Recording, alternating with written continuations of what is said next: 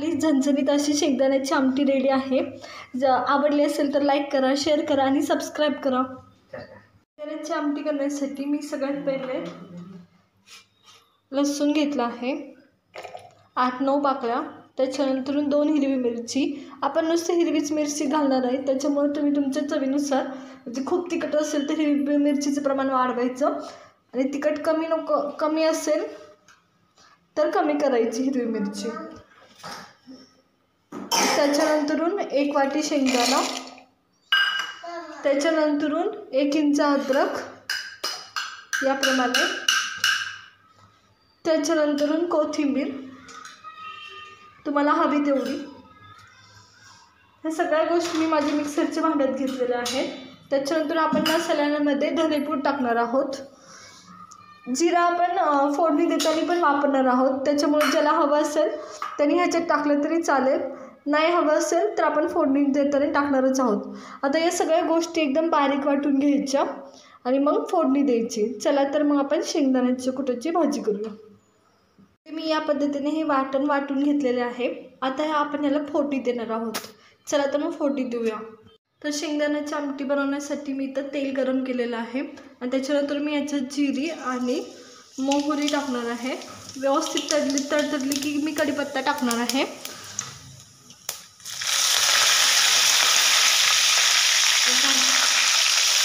कढीपत्ता आपला व्यवस्थित तडतडला आहे।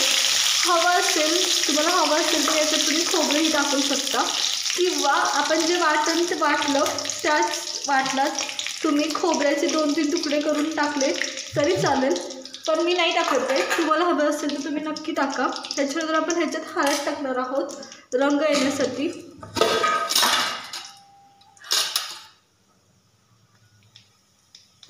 एक चमचाभर हळद, सगळं व्यवस्थित मिक्स करून घ्यायचं। आता आपलं जे वाटण आहे वाटलेलं ते व्यवस्थित टाकून घ्यायचं, याच्यात परतायचं व्यवस्थित।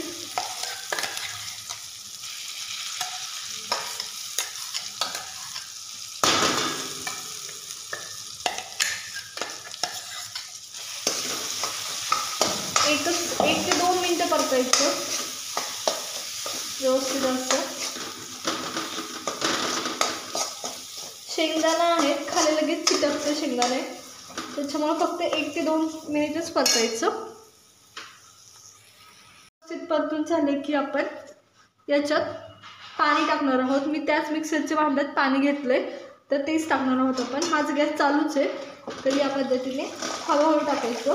सगळं व्यवस्थित मिक्स करून घ्यायचं। शेंगदाण्याच्या भाजीत गुठळा नाही राहिला पाहिजे, सगळं व्यवस्थित घट्ट अशी भाजी झाली पाहिजे।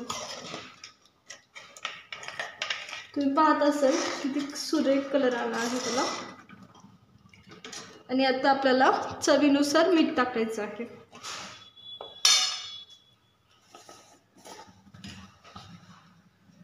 चवीनुसार मीठ।